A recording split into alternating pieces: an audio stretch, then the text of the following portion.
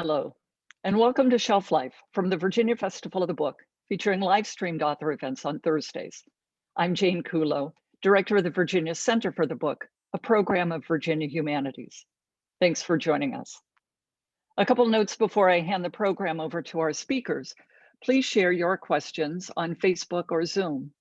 This event has optional closed captioning, which you can turn on and customize at any time during the event by using the closed caption tabs at the bottom of your window. If you haven't already read today's books, we hope you will. For details about how to buy them from a local bookseller or check out a copy from your library, visit vabook.org, where you can also explore the full schedule of upcoming events. Now I'm pleased to introduce today's speakers. Elizabeth Catte, author of Pure America, Eugenics and the Making of Modern Virginia, and What You Are Getting Wrong About Appalachia, is an historian and writer living in Virginia. Liz's work has been published widely, and you can learn more at elizabethcatte.com. Adam Cohen, author of Imbeciles, the Supreme Court, American Eugenics, and the Sterilization of Carrie Buck, is a journalist and lawyer and a former member of the New York Times editorial board. These books, both highly acclaimed, present the history of the Supreme Court's infamous 1927 Buck versus Bell decision, which resulted in more than 8,000 people being involuntarily sterilized in 5 Virginia state hospitals. What does this history mean today? How do we remember it? And how do eugenics interconnect with racial, gender, and class prejudices? Liz and Adam, welcome, and tell us more.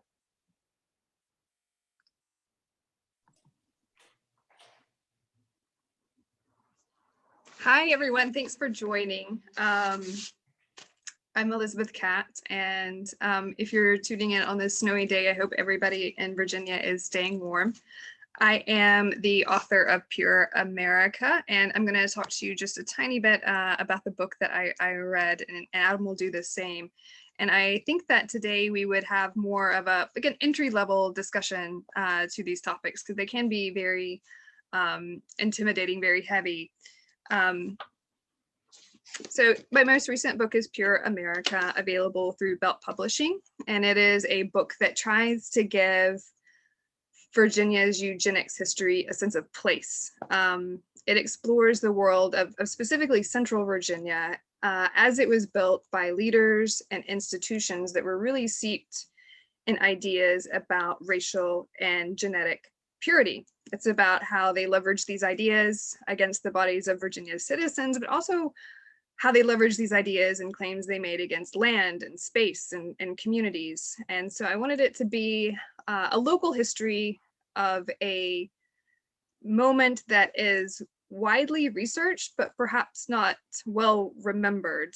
And I was inspired to write it because I live in Stanton, Virginia, and until recently, I lived right down the road from one of Virginia's 5 state hospitals, the former campus of Western State Hospital, which has a significant connection to Virginia's eugenics movement, and is now sort of restored to life as a historic preservation project. And so every day I came face to face with this hospital, knowing the history of eugenics because I'm a historian who studies 20th century history.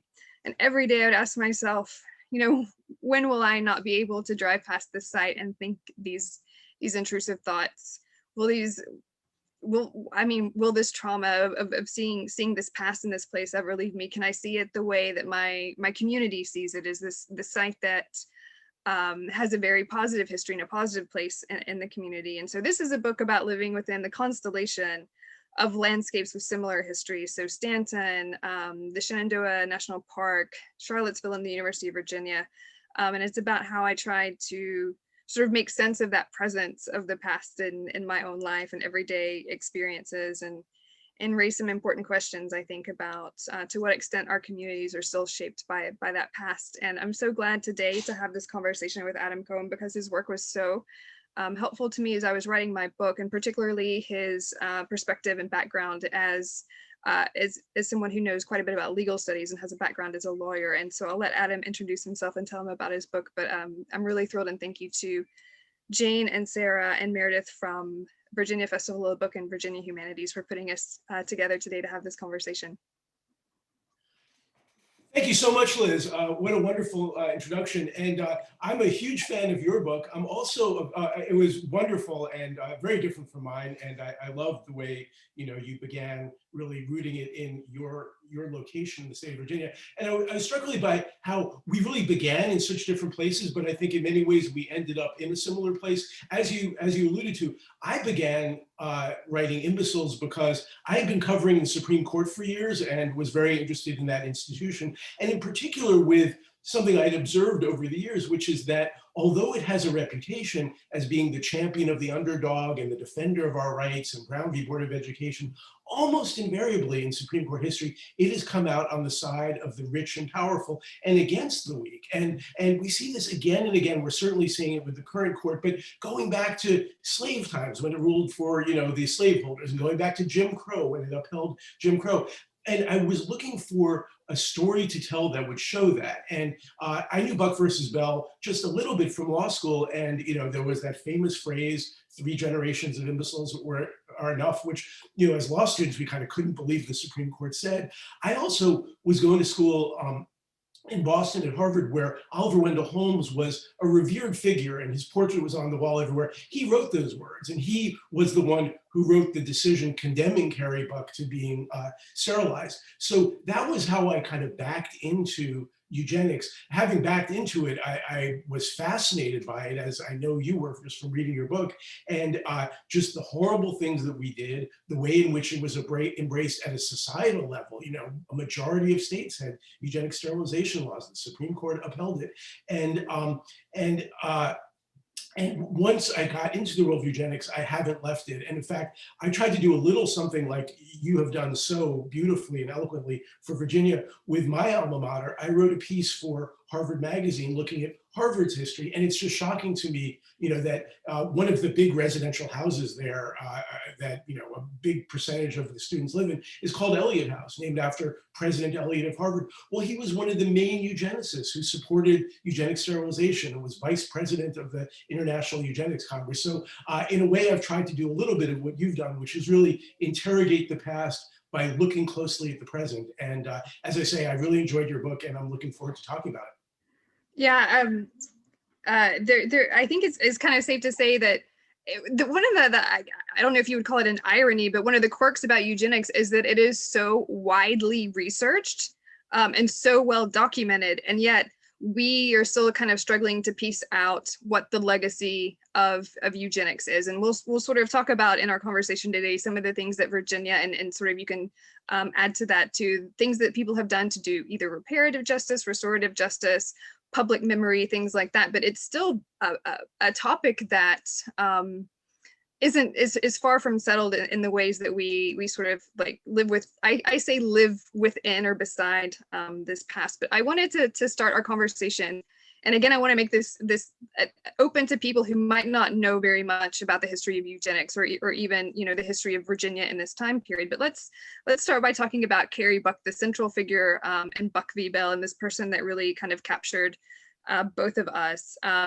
So as you alluded to, and this is a Supreme Court case that was advanced in Carrie Buck's name and in Virginia, and we have a historical marker to Carrie Buck here and to Buck v. Bell, and she appears in history textbooks, and the textbook version of her life really kind of captures only who she is between 1924 and 1927, which is when Virginia and then eventually the Supreme Court are testing the constitutional validity of eugenic sterilization laws, and that's sort of all we get of her life. So I hope we could talk a little bit about who Carrie Buck was beyond this moment in her life, and what was it about her that captured sort of the attention of these eugenicists who are very investing in enshrining eugenic principles into law. Yeah, it's such a fascinating story, and I have to say, such a sad story, right? I mean, she was a young girl who was growing up really on the streets of Charlottesville because her mom was poor and her dad was out of the picture. And this couple came along, the Dobbses, who there was an idea back then of child saving, that if middle-class families would just take in these, poor waifs and raise them right, that this would be better for them and better for society. They take in Carrie Buck, but they have no intention of really saving her, helping her. They put her to work as their maid. They do not treat her the way they treat her daughter.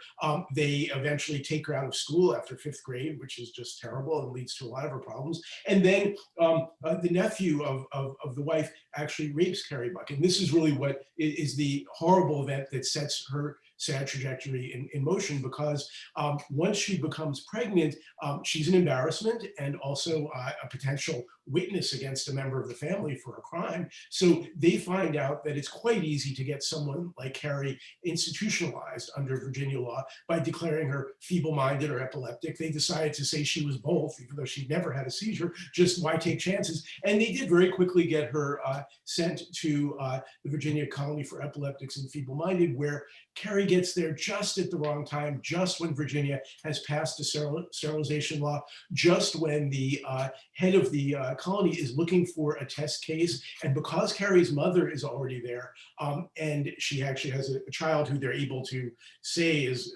mentally feeble-minded, and is not, they're able to say, oh, look, she's part of a family pattern. So that they set her up and she becomes the test case. And, one thing I want to say about Carrie is that, as an author, I'm sure you had the same thing. I was so eager to get as much of her story in her own words as possible, not to be, creating her story for her, but telling it. And it was sad how little there was, at the court hearing where she is, the proceeding where she's declared feeble-minded, she only says one sentence in the record and things like that. And, the one place I did find her voice, and you did too, I saw reading your book, is after she's released from the colony, she writes a lot of letters back to the colony. They are in files at the Virginia State Archives. You can read them. And what you're struck by immediately is, she's a really good writer. I mean, her sentences are great, her words are great, her handwriting is great. This is not a feeble-minded person. So the frustration is, boy, I wish we had heard more of her voice. But an amazing, tragic story. And her daughter, Vivian, of course, survives for at least 8 years. And I think I would have to refresh myself on the dates, but I think Vivian, her daughter, and sort of Virginia's Eugenics Sterilization Act have almost the same birthday, so to speak. They happen within days of one another in April 1924. And so, yes, she is many kinds of a victim, but a bad timing certainly is one of the hardest to bear and to look at her life. One of the things that I think is really remarkable about Carrie Buck's life is, well, like you said, like her mother, Emma, is of course already at the colony. She had been institutionalized, about 10 years, a couple of years before Carrie Buck was there. And so I struggled to imagine what it was like to have that reunion with her mother there in the colony. And one of the only photos that we have of Carrie Buck, of course, is that famous photo taken by a researcher named Arthur Estabrook, who is not a very good person, but he worked for an organization called the Eugenics Record Office, which was like a national clearinghouse for eugenic research and eugenic researchers. And so one of the only, and it's, admittedly a great photo. So at least there's that, but it's of Carrie and her mother, Emma, sort of like crossed arms on the grounds of the colony, just preceding the moment, this uncertain moment in sort of like her appeals process. Carrie was, and so you've alluded to this a little bit in your answer. Carrie was labeled as a member of sort of a new class of people who were treated as if they had almost a quasi or a pseudo disability, people who were referred to and labeled as feeble-minded. And prior to this moment in sort of the solidification of eugenic sterilization laws, right, you see the formation of these laws coming, and you see people singled out for hereditary disabilities. So mental illness, they believed many types of mental illness were hereditary. Neurological conditions like epilepsy, for example, were thought to be hereditary. Conditions like people who are deaf and people who are blind, those were thought to be hereditary conditions. In these laws, there's specific singling out sometimes of people who are criminals, but also new is this invented class of feeble-minded people who were particularly menacing in this moment of time. So what exactly were states like Virginia, and who were they talking about when they talked about feeble-minded people, and how did they diagnose this condition of feeble-mindedness? Yeah, great question. It was such a catch-all phrase where they could really throw in anyone that they didn't like, and they didn't like people for lots of reasons, as you allude to. There were references in Carrie's record to how she was, too attracted to boys in school. There were, the fact that she grew up poor. There was at some point, and as you mentioned, a sort of rudimentary IQ test administered to her when she got to the colony. But really, they were going after what they saw as the dregs of society, and this was a movement. The eugenics movement said that we've now learned from Darwin that man evolves the way animals evolve, and if we can just take this into our own hands, we can make a better human race, right? Let's not leave it up to chance. Let's eliminate the people who should not be reproducing. So that was kind of the charge. And what kind of people did they not want reproducing? As you eloquently write in your book, a lot of it was poor white people, and people who lived in the holler, so to speak. And Carrie fit that model because she was growing up poor on the streets. So they were looking for people like her, and feeble-mindedness was the category. They also, they said that they were morally delinquent. And just when you were talking about Emma, just one thought occurred to me, like the most poignant letter of all of the Carrie letters that I read was, there's a letter that I know you read also, where once she's finally established herself in her life and she gets married after years and years and she's really settled, the first thing she does is she writes to the colony to see if she can take her mother out of the colony and give her a home with her. So she was such a loving, kind, decent person, but all that is lost in this category of feeble-mindedness, where they just say, you're bad, and if you reproduce, you will make the human race worse. So, what's sad is because it was so malleable, there was really no way to fight it. I mean, how do you prove you're not feeble-minded? There's not enough of a definition of it. But as you also mentioned, there were these categories, and the Eugenics Record Office, which we both write about, which was based here in New York, where I am, actually came up with a model legal statute that became the sterilization law in many states, and it had all these categories. And if you could fit someone in one of them, if they were indolent, meaning lazy, if they were poor, if they were alcoholic, there were so many categories. So pretty much it was just a way for those in power, those who were enamored of this, ideology of creating a better, quote, better race, they could put people in the category if they wanted to. And I think one of the things that's so sort of Machiavellian about this new category of people, and why it's particularly, why white people in particular became very menacing in this moment, is eugenics is trying to bend itself around a reality that it's, and I think Paul Lombardo puts this really well. He's another illegal scholar who's written extensively about eugenics, but that eugenics is a bottom feeder. It takes what it wants and it takes who it wants.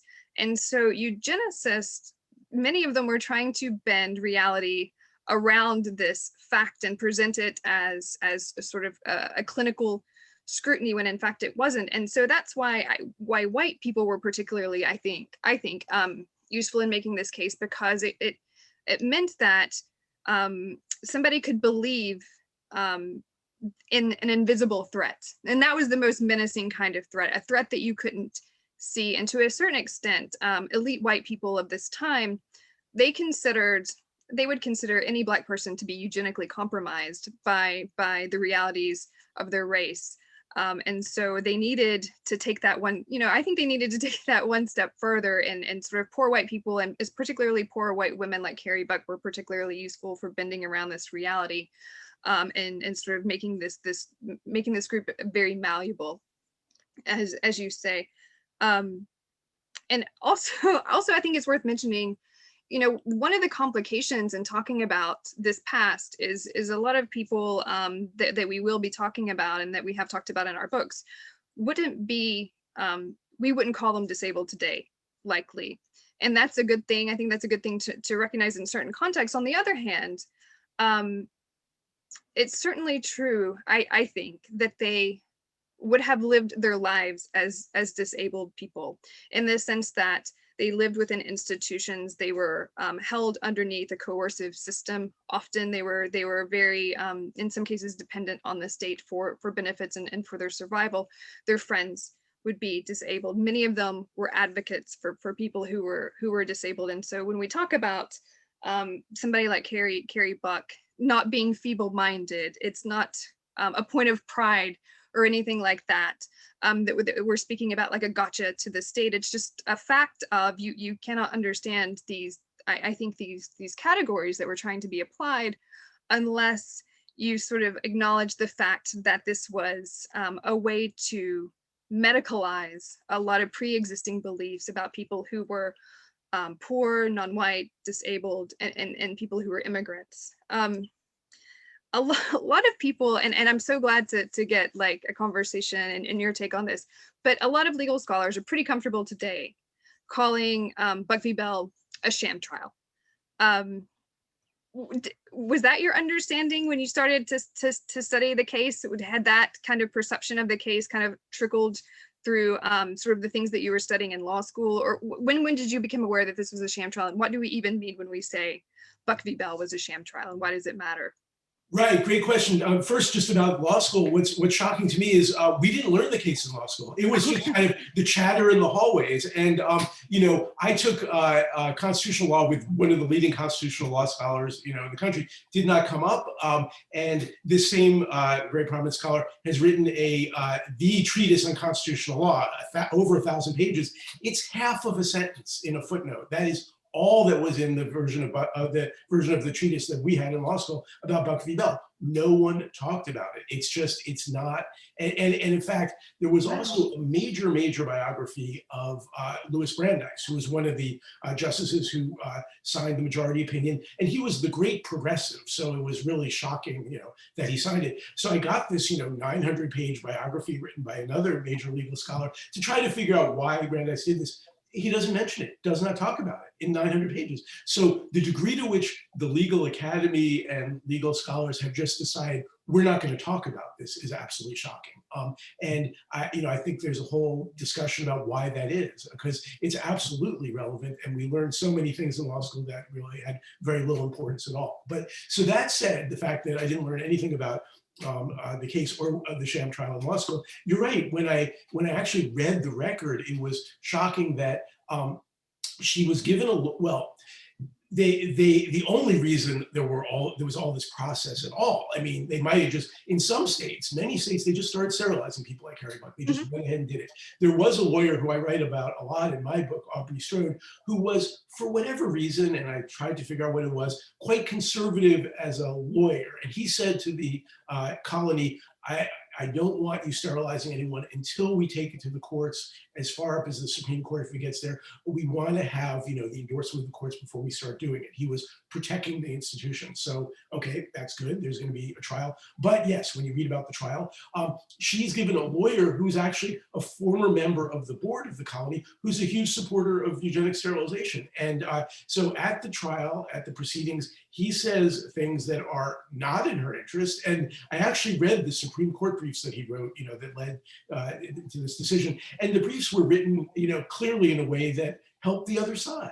So this is part of the tragedy of Carrie Buck, that she, you know, was not educated, didn't know a lot about the law, couldn't defend herself, and they gave her really someone who was on their side, not on her side. And of course, we also have to think back to the time. There was no ACLU at that time. The ACLU was just forming, but they were not involved in, you know, the disability rights. Now we have all these public interest lawyers, all these people who would come out of the woodwork to support someone like Carrie Buck, to volunteer to represent her. And one thing that I saw doing the research is there were almost no institutions of any kind in American society that pushed back against eugenics.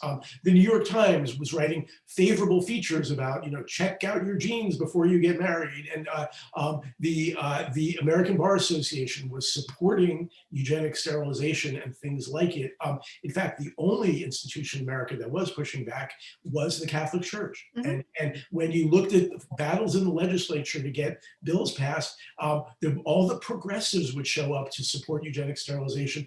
The only people as an organized group that would show up to oppose it were nuns and priests and lay Catholics who opposed it on religious grounds. So this is the context in which they gave her a lawyer who wasn't on her side. It was a sham trial, but also no one in society really was speaking up for people like Carrie Buck. Yeah, I mean, I think that so Irving Whitehead, who was Carrie Buck's sort of a guardian for the purposes of these proceedings, he was, I think, a former member of the colony's board and someone who is close friends with the attorney that you mentioned and eventual, Virginia lawmaker Aubrey Strode. Certainly, Albert Priddy was, who is the superintendent of the colony, was very invested in securing the law. He had had some previous legal trouble in the past connected to illegal sterilizations that he had performed. And so possibly one of the reasons I think that these figures did want to be conservative about the law is there is this kind of funky but also very interesting case that happens in Virginia about 10 years prior, the Mallory case, where there is some potential to have some legal consequences for physicians at state hospitals for operating outside the law, literally, and pretending that they were simply curing women of reproductive complaints when really they were sterilizing them. And also we need to talk about the fact that there was no mention in any of the proceedings that Carrie Buck was a victim of rape, correct? Right. Or that she was pregnant. She was pregnant at the hearing, like 7 or 8 months pregnant. Yeah, it didn't come up. Yeah, and so there's no mention of the circumstances of her pregnancy. Of course, her family history is mentioned, and it's mentioned by early versions of social workers, the Red Cross, all the physicians, and I think also, Adam, I can tell this to you, and maybe you know what it means because you have this background. But it was just they were so bad at what they were trying to do. It's so frustrating to read. I think that sometimes we operate, and I certainly did this when I started studying this, they operate under the kind of assumption that these people were like Machiavellian, that they had to be very deceptive and sort of dark horse to do what they were doing, but it was quite obvious and quite, I don't know, shocking the degree with which they didn't take this seriously. At least in the early version of the appeals, they're asking the most kind of ridiculous, unimportant questions. They're letting their expert witnesses, like Joseph DeJarnett, who I write about a lot, kind of like butcher these genetic principles that he's meant to be calling in there to testify about. And so it's just a really painful set of documents to read. And of course, if you look into the Supreme Court, you'll see the record of the appeals that came prior to that. And it's and again, like you said, there's that one line from Carrie Buck when she's asked, do you have anything to say about this operation performed on you? And she says, no, sir, I do not. It's up to my people.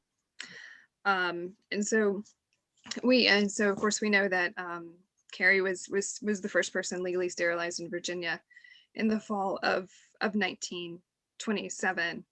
And sort of a book into that, and that's sometimes all we get of Carrie Buck's life when we look at the surface of this case. And what I found so fascinating was what came after. And you were so good about writing about this too. What was life like for her after she was released from the colony? Because we know that she was released just weeks after her operation was performed, and she was sort of part of a system, maybe you can give some legal background on this.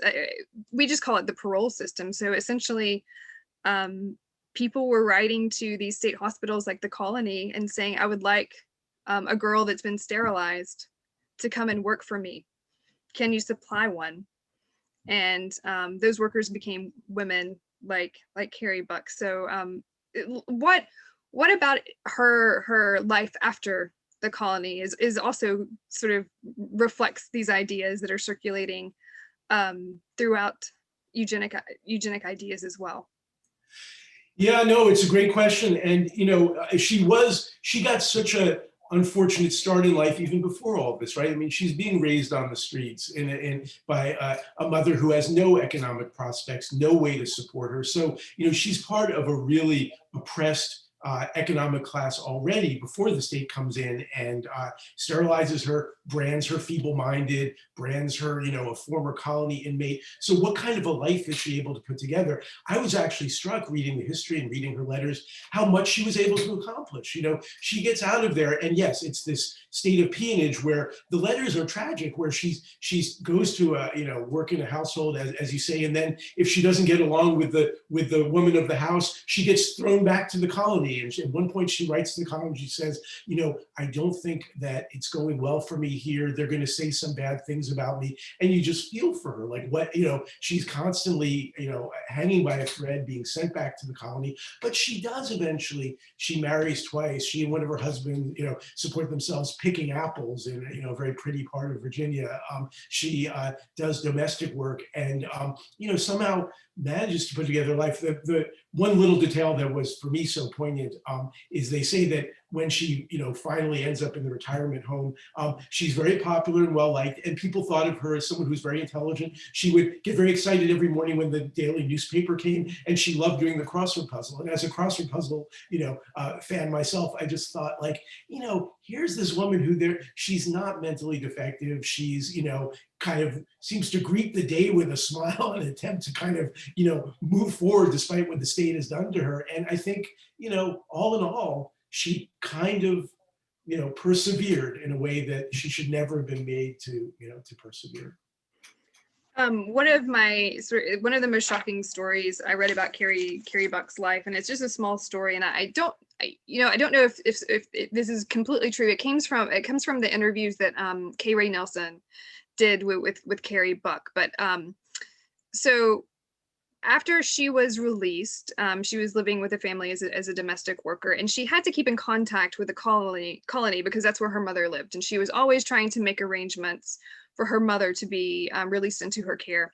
Eventually, unfortunately, that never happened. Her mother died at the colony, and sort of Carrie has this moment where she shows up to visit her mother and has to be told that her mother is dead. But John Bell, who was the successor of the colony, was someone who corresponded with Carrie, eventually sort of taking over this role as somebody who could keep her updated about her mother. And several years after she's released, John Bell writes to her and says, "Carrie, great news. Somebody is going to write a book about me, and I would like to put your picture in this book as a success story for me." So he's writing this to a woman who is employed as a domestic worker in a sort of a very coercive situation. Portraits are not, you know, they're something that is expensive and not very common at this time period. And he's asking her to kind of go out of her way to have a portrait of herself made so he can include it in this sort of biographical book about him and his sort of part of his role as somebody who is a leader of the eugenics movement at this point. He says, "Also, I would like a picture of your daughter if you have one," which is very, very painful too. I mean, he just came just sort of so insensitive. But Carrie sent him back her wedding picture, and so I think about that story all the time, and these moments of sort of agency that she was able to have, even though she lived in this dehumanizing system that didn't stop even after she left the colony. So I think we're getting some questions possibly on the chat, but I wanted to ask to make time so I could ask you this, because I would love to hear your take with your background. And an interviewer asked me this, and sort of I fumbled with the answer because I think about these things a little bit differently. But why does it matter that something like Buck v. Bell is still law of the land? We know that Virginia, and I can only speak to Virginia, removed laws that permitted sterilization, eugenic sterilization, into in the 1970s. this Supreme Court case is still technically our law. Why does that matter? Even if it's, or doesn't matter, it's sort of a defunct case, a defunct, what are we supposed to think about that? Are we in danger of having that return? It very much matters that the Supreme Court has never overturned this. And, it's not as dead as people think. As recently as 2001, the Eighth Circuit Court of Appeals, which is just one level below the Supreme Court, it's a federal court that makes law for a big part of the Midwest, cited Buck versus Bell in a case about sterilizing a mentally challenged woman. So this is very much still being used against actual people. But also, eugenics is very much alive. I mean, we see it in the discourse now, right? I mean, Donald Trump talked repeatedly about his good genes, and in his reference to other countries and so forth. We had a congressman from Iowa who talked about the kind of babies we should be having in America. There's a big strand of eugenics out there. It's also intersecting with science is now getting to the point that we're going to be able to do so many things with the genetic code before people are born. The designer baby thing is very real. The court is going to face a lot of questions about, what people can do genetically, and then at some point what they must do genetically. It's pivotal, I think, as we enter this, century of the gene, that we wipe this off the slate. These are terrible, terrible values for our nation to embrace, but the Supreme Court has embraced them and continues to. So I think that the potential for mischief is very large, and I'm just shocked that they've, and they had an opportunity in the 40s to, they had another sterilization case, and they didn't. Mm-hmm.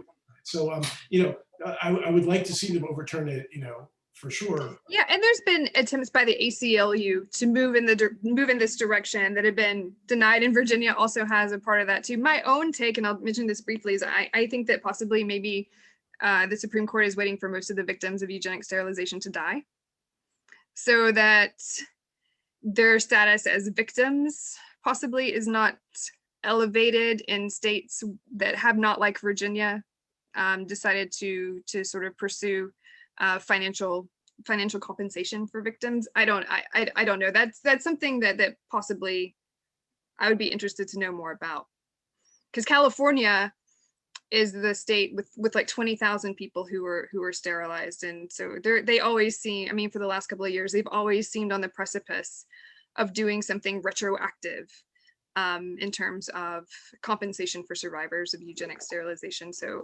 possibly that might be, but I'm not a legal scholar, so could be. We have just a few minutes left for a very I'm going to take a question from the Q&A. This is a big question. This is the question about Nazi eugenics, which comes up a lot. And so the question is, to what extent do we think Nazis were influenced by this country, America's eugenics movement, if at all? And so this is sort of like the simplified version of the chronology of eugenics, that American eugenics exists as a social movement in the 19-teens, 20s, and 30s. And then sort of Nazi science comes along and pushes that knowledge into an even darker abyss, and that Nazi eugenics and Nazi race science kind of borrow from America, but put it towards almost unimaginable ends. And then eugenic science in America kind of goes back into the shadows to some degree, but that is an oversimplification. What do you think? Do you think that? Is it fair to say that that Nazi Germany was influenced by? I have a different take, maybe as a historian, that Nazi eugenics sort of like looked at America eugenics and said, we want to do that, and that's sort of like the story there. Oh, I mean, there's a lot of evidence that they absolutely did. There's correspondence, which I've read, between the head of that eugenics record office, Harry Laughlin, who was a Nazi sympathizer, I'd say, but an American running this institute on Long Island, and the Nazis. And he accepted an honorary degree from the University of Heidelberg, which was watching his work closely, in 1937. That was after the Nazis had taken over and purged all the Jews from the faculty. They were looking at him and giving him an award because they were absolutely following his research and using it. And just since we've mentioned the Nazis, though, to me, one of the most poignant things I learned in the whole research of the book involves the Nazis, and it's this, which is that I wasn't aware how much eugenics influenced American immigration law, the Immigration Act of 1924, which cut off most immigration from Eastern Europe and all immigration from Asia and other places. Harry Laughlin, who I just mentioned, leading eugenicist, testified before Congress saying that people from these parts of the world were genetically inferior and less intelligent and all that. So we actually cut off immigration from a lot of the world because of these eugenic ideas. Now, the thing is, right, like a decade after this, Anne Frank's father wrote a series of letters begging to get visas to bring his family into America, and they were turned down because of this 1924 law. So of course, he ends up not being able to save his family, and Frank dies in a concentration camp. It was when I realized that Anne Frank died in a concentration camp, not only because the Nazis thought Jews were genetically inferior, because the US Congress did also. That was why they passed the law that prevented immigration from that part of the world. So the connections between America and the Nazis in that era were so much stronger than we realize now.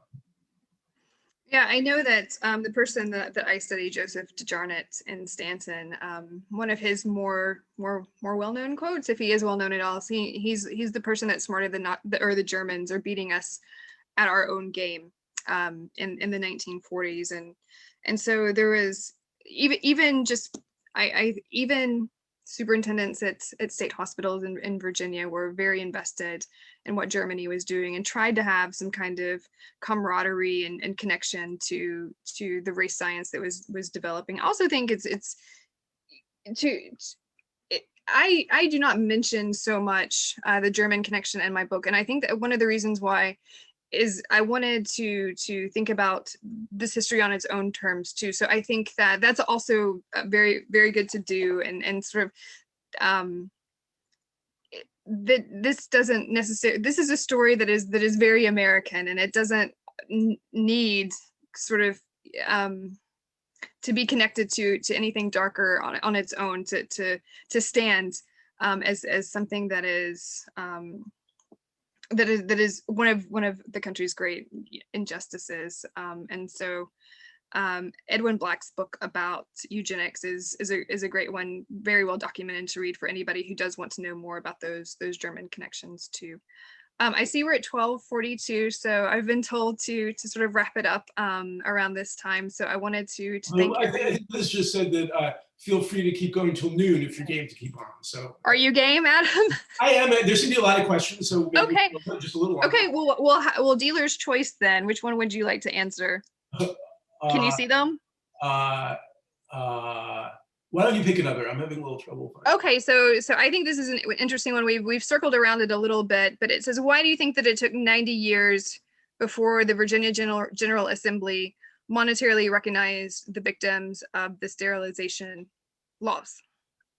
Did this happen? Your book came out in 2016? Yes, correct. So this had just happened. It just happened, yes. And so I can't remember if you included sort of it as a postscript in your book or not, or if it was happening while it was in progress or in production. Yeah, I did mention it. Yeah, I mean, it gets to how we change our minds about history, right? I mean, it's how we come to wrestle with history. And I mentioned how I'm really unhappy that Harvard, which was a leading institution, wrote the professors there wrote the textbooks that were being used around the country to teach genetics in a eugenic way that were leading the nation in that direction. They still haven't reconciled with their past, right? They haven't.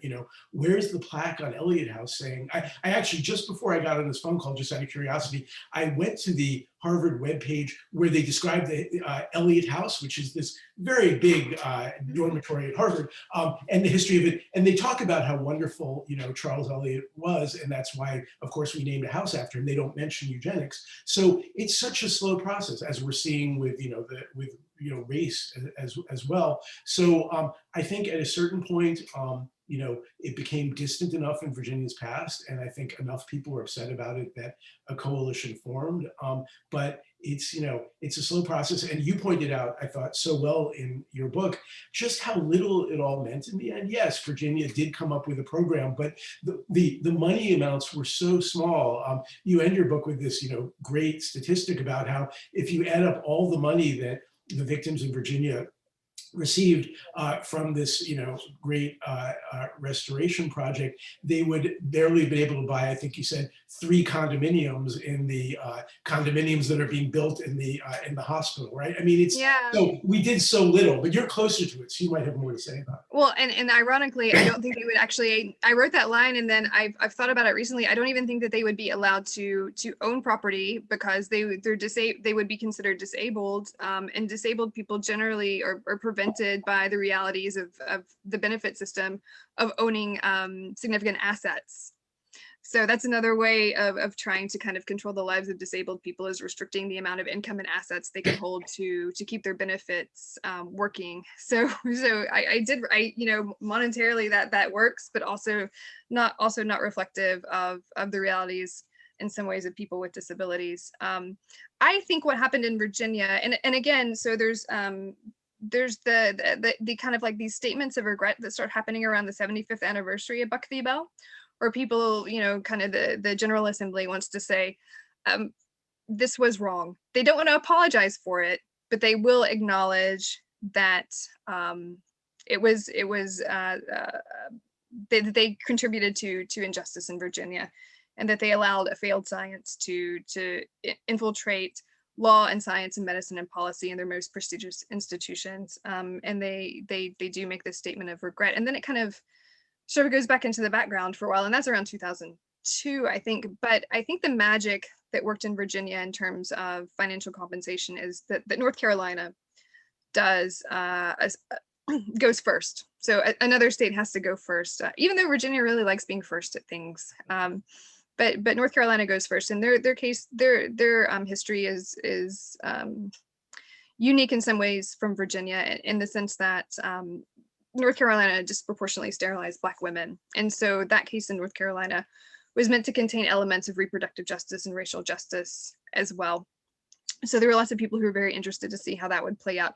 In Virginia, another thing that happens is restorative measures get bipartisan political support, and in fact are supported by some conservative institutions. And so I think that is the political magic that works in its favor in 2015, that there's a broad political coalition willing to support the idea that survivors of eugenic sterilization can claim compensation, but also in actuarial terms in the background, the amount offered was $25,000. And since the peak of Virginia's sterilizations occurred in the 1920s and 30s, I think that it's fair to say that they were betting that there would not be too many survivors around to make claims. I think the initial budget that they figured up was going to be about $400,000. So unlike North Carolina, for example, where the sterilizations were still ongoing in the 1960s and 1970s, there would be more survivors there. Virginia thought it had, I think, different circumstances, and sort of lowballed its figure based on the historical circumstances of its eugenics program contra the ones in North Carolina. But yeah, $25,000 per person.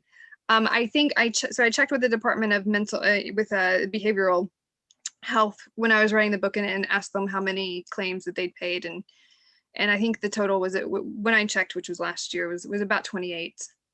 So that's likely to be it, because the program is several years old by this point. So that's how much regret costs in the state of Virginia, is about $700,000 for this history, 90 years after the start of these programs. And so I think that's another reason why some of the questions about legacy are really complicated here, because they're happening so late, and they're often happening, and you see this happening in different aspects of history too. But when the memory holders, the survivors, start, when their numbers grow so small, that's when you really see the memory of events and willingness to confront things, but also the acceptance events, that's when things start to change sometimes. And I think that that possibly might have some bearing on this case and the history of eugenics in Virginia as well. So there is a question that leaps out at me, Liz, because it's a what can we do question, which I always like. So Yeah. someone asks, how do we as historians best go about giving the historical narrative back to the victims going forward, as both of you have done with Carrie Buck? How can we ensure victims' voices do not get lost within academic literature? It's just a great question. And I think it's just something we all have to commit ourselves to and just push as hard as we can. So one thing I've tried to do is to speak out when I can about correcting the historical record. There's been a whole debate about Planned Parenthood, right? Mm-hmm. And Planned Parenthood, and it was the 100th anniversary of her being arrested in Brooklyn for handing out pro-contraception literature, and the New York Historical Society a few years ago did a panel on her life and the work of Planned Parenthood, and they invited mainly people who were big fans of hers, and then I was invited as the one, skunk at the garden party to talk about her eugenic record, and I really did speak out, and I said, she did a lot of, I think, good things, but she also said horrible things about slum mothers and how we have to stop slum mothers from reproducing. And when the moderator of the panel really tried to push back, because she's a big defender, I actually had brought a book that the founder wrote and read her chapter on slum mothers, and I'm not at all saying I'm the reason for this, because many people have been speaking out, but lo and behold, last year, Planned Parenthood changed the name of their headquarters in New York City, removing the founder's name. And I think we need to see more of that. We need to sort of speak out. There is now a group that's working on Harvard and trying to get them to admit some of their past. Another place that we're working on is the Museum of Natural History in New York City, which actually hosted this horrible International Eugenics Congress where they told the world about, some races were superior and some were inferior and all that. And this major museum, which I used to go to as a child, it's a wonderful museum, has never reconciled with its past, but I believe now they're in the process of doing that. So, how do we get the story retold? How do we get the voices of the victims told? I think it's really, we need to shame large institutions. We need to work it into every conversation. We need to say, we're not going to talk about Harvard in the 1920s without talking about what President Eliot was doing. We just need to speak out and try to center this more in the conversation. But you're an historian, you probably have many thoughts on this as well. I have some specific thoughts for Virginians, and I hope there's enough Virginians on this chat to make sense. But I will say one of the complications here is that medical privacy laws extend after death. And so when we talk about speaking, including victims in the record, largely we have to, acknowledge that those are self-identified victims, because if we know the circumstances of their life, then it's usually because they volunteered to be known in some way, shape, or form. And there's lots of people who had this happen to them that didn't want to publicly speak about this. There's amazing self-advocates like Mary Frances Corbin, who I write about it in the book, but largely when we have to kind of understand that it's a complicated thing where we're talking about also an anonymous group whose identities might never be known. But for Virginians, I will say one of the things that I'm very interested in is Virginia doesn't preserve history that relates to disability very well. It's hard to see the history of eugenics out in our communities. Like it's thought about as the history of ideas and history of science and history of laws, all things which are very hard to see. And that's why I kind of took the direction in my book to talk about places. I will say that in Virginia, it's certainly true that many of these state hospitals have cemeteries where people were buried who were confined confined in those institutions.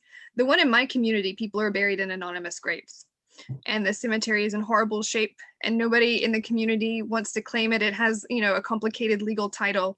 And I think in terms of one thing that people can do is sort of like be on the lookout for the way that history exists in your community, and especially sites where just dignity in life and death are denied, and so that's an element that I would raise in terms of how you can do right in this context, in the present. Of course, Adam, you've mentioned so many ways that these laws sort of animate, or these ideas animate things in the present, in laws and policies and rhetoric about politicians and political priorities today. But just looking at this very specific window of history, there are also things that we can do to make sure that this history is better preserved, better documented in communities, and that it's more visible generally for people to understand what happened. Should we do one more? Okay, yeah, sure. Okay. Oh, can I pick one? Yes. Yeah, I think this is really important.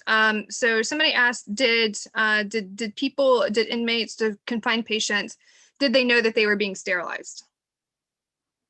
And the answer is yes, but also many no. Many know, and they sometimes called it an Arkansas appendectomy because they actually often told people that they were getting an appendectomy. And as you know, there's an absolutely tragic story of Carrie Buck's sister, who was also one of the first people sterilized in Virginia. And so she's sterilized, is not told that she's being sterilized. She's being told she's given an operation.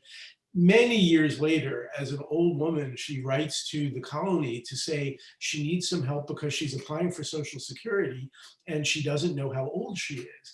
And the director, who is relatively new, it had nothing to do, obviously, with her sterilization many decades earlier, he finds out how old she is, but also finds out that she's been sterilized. And as an elderly woman, she's told for the first time that that operation she had when she was, I believe, 16, was the reason her entire life she'd been unable to have children. And of course, she's tearful and heartbroken about this because she not only was never able to have children, but her entire life thought that it was somehow her fault that she wasn't having children. So her story is just one example of many, of absolutely many people went through life never knowing what the state had done to them.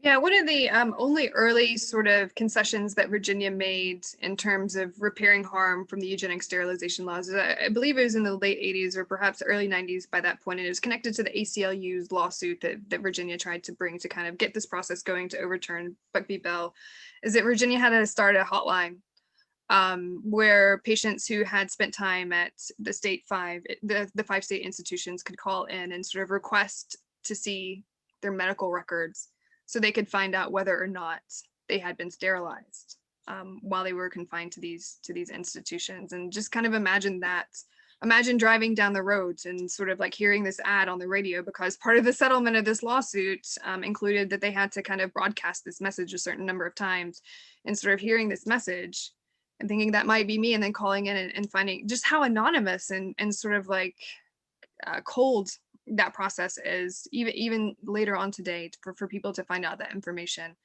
about themselves. So yes, exactly what you said, Adam. People did know, and then many people didn't know, and that also made sort of advancing claims against the state, so like the ACLU's lawsuit, made that difficult as well. So it's made advancing justice, and maybe it speaks to the earlier question about why it took so long, is because there is still, even in the lives of people who experience this, there's uncertain degrees of uncertainty about what had happened to them. Yeah, well, Liz, I think one thing we can agree on, and we've agreed on a lot, is that we've barely scratched the surface here. And there's so much more to say and to read about. And I would encourage everyone, including the many people who've written in great questions we haven't had time to answer, to read more. But I think we do need to wrap up. And I want to thank everyone who tuned in. I want to thank our wonderful organizers, including Jane Kulo and her wonderful staff. Please consider buying Liz's great book, Pure America, which I enjoyed very much and learned a lot from, and my own book, Imbeciles, from your local bookseller. You can also check out future shelf life events from the Virginia Festival of the Book, taking place on Thursdays at noon. And you can learn more at vabook.org. Thank you all very much. Thank you so much. I hope everyone has a good afternoon. Thank you.